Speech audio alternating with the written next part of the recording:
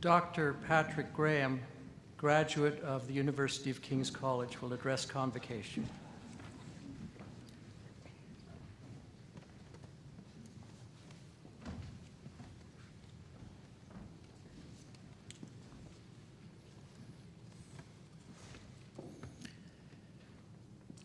Thank you very much. I want to thank the King's Convocation for this, I think, much undeserved honor. And Dr. Leahy, congratulations. I know you're going to be a great president. Afraid my pages are already mixed up. This is not unusual for someone who is reminded standing here of his FIP oral exam when Angus Johnson asked me who carried the puppets that cast the shadows on the cave wall, and I had no idea. This morning I opened my email from my friend Colin Knifick, who's a graduate of King's, telling me that Bob Dylan had won the Nobel Prize for Literature. Colin and I often trade Dylan lyrics, so we found this quite funny. But it was a reminder that Angus had given a Dylan lecture 30 years ago on the inspiration in Dylan. He laid out, in those days, albums and compared them to Homer. So it's nice to see that the Nobel Prize Committee is finally catching up to King's College. Despite my failure at my oral exam, I did end up doing, I guess, what you call creative nonfiction. But this wasn't necessarily because of FIP. Another Nobel Prize winner, Gabriel Garcia Marquez, said that he learned storytelling from sitting, listening to his mother and aunts and grandmother telling stories on his porch in Aracataca in Colombia. And my mother's here, so I have to say that anything that I've done creative nonfictionally is thanks to her.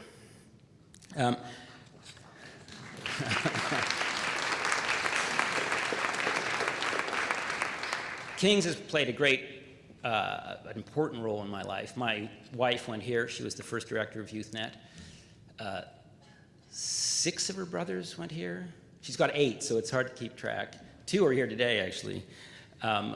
Many of my good friends have taught here, and many of my closest friends today I first knew at King's. When I say that storytelling comes from the mothers, I'm reminded of Dr. Lindbergh's wonderful book, Birdie. If you get a chance, you should read it. It's a hard book, but I haven't finished it, but it's very worthwhile so far, and it's really a story of mothers and daughters. And the main character, Birdie, it struck me, there's an image in it that reminded me of King's. Birdie lives in a very chaotic household, and she reads under the stairs, which is her room. And she goes there to be alone and escape the chaos of her life. And I thought that was an interesting and powerful image for what FIP has offered me at times in the sort of chaos that I've seen in various places. And this summer I was talking to Neil Robertson, the director of FIP, and I said, what are you trying to do with Foundation Year program? And he said, well, we're trying to turn a light on in the students. And I think what he meant was he was trying to, or the program was trying to give people a strong sense of themselves in this chaotic existence, increasingly chaotic existence, particularly with the internet. And everyone is sort of overwhelmed by images, and like Birdie is sort of trying to figure out life alone and see through the chaos. And last week, one of my roommates from King's, Jamie Briggs, is from Cape Breton, sent me a wonderful article about the friendship between Alex Colville, the painter, and George Grant, the philosopher.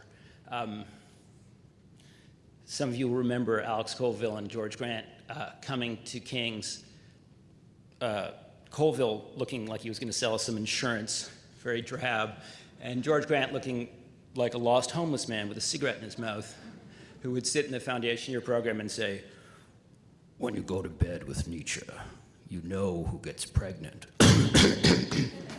And the ash would fall down his tweed lapel.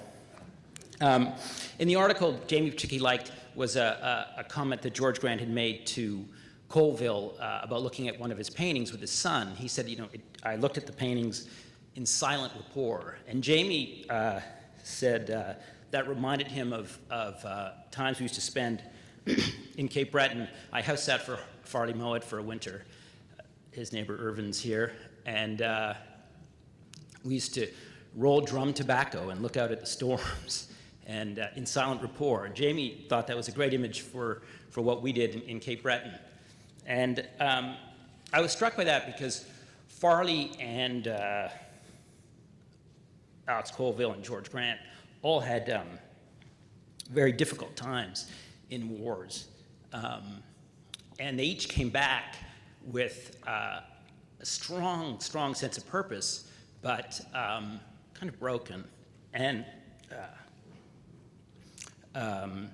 Farley expressed it in this furious writing. I mean, he just wrote, trying to warn us about a coming catastrophe, environmental.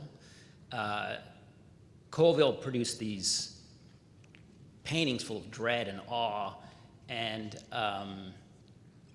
George Grant obviously wrote about mass culture's destruction of what makes us human. And I think they were, dealing with the chaos they'd seen in Europe in a way that Phipp does, in this sort of trying to see through the structure is underneath that makes life worthwhile. And I always found that, quite inspirational that people are able to do that. And I was in Iraq for a few years. It was quite chaotic. The Americans invaded and destroyed a culture. And I thought it was in bad shape to begin with.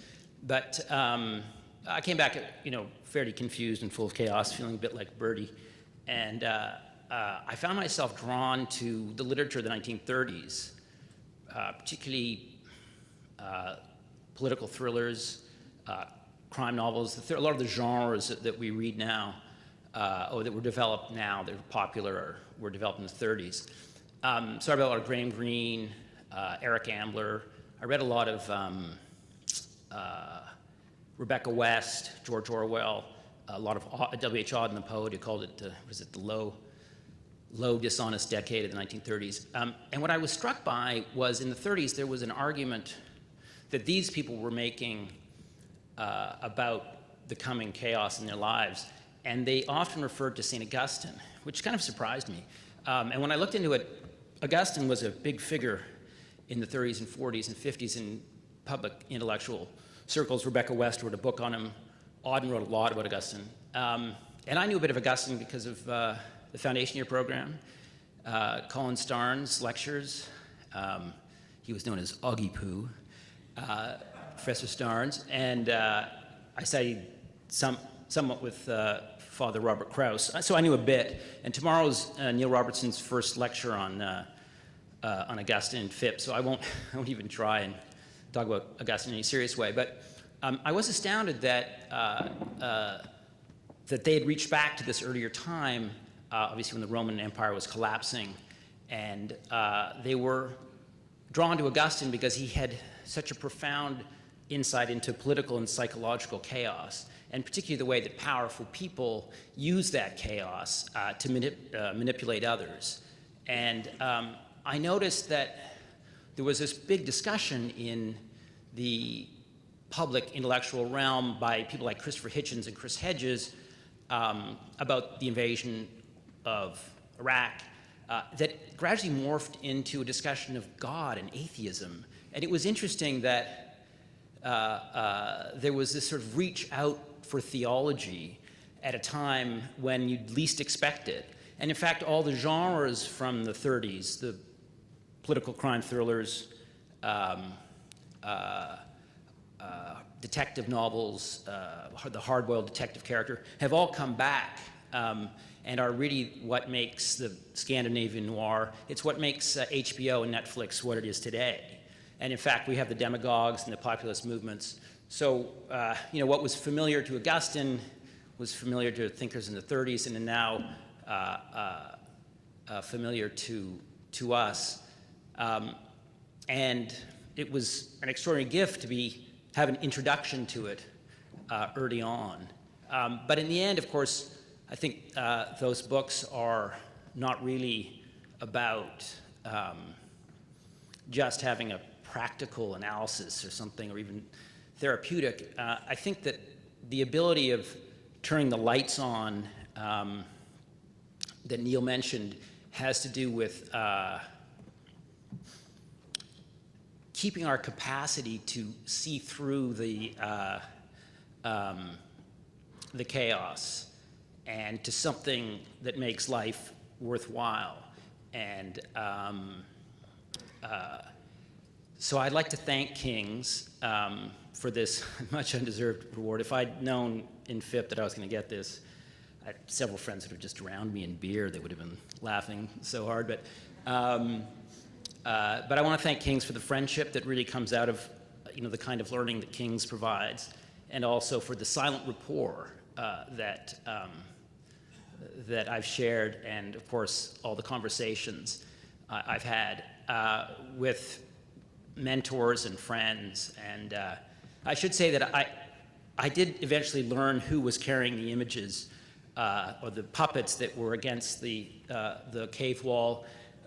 It was the journalists and screenwriters that I ended up becoming. So Angus, as usual, the oracle of FIP, predicts all. Anyhow, thank you very much. It's much undeserved, but much appreciated.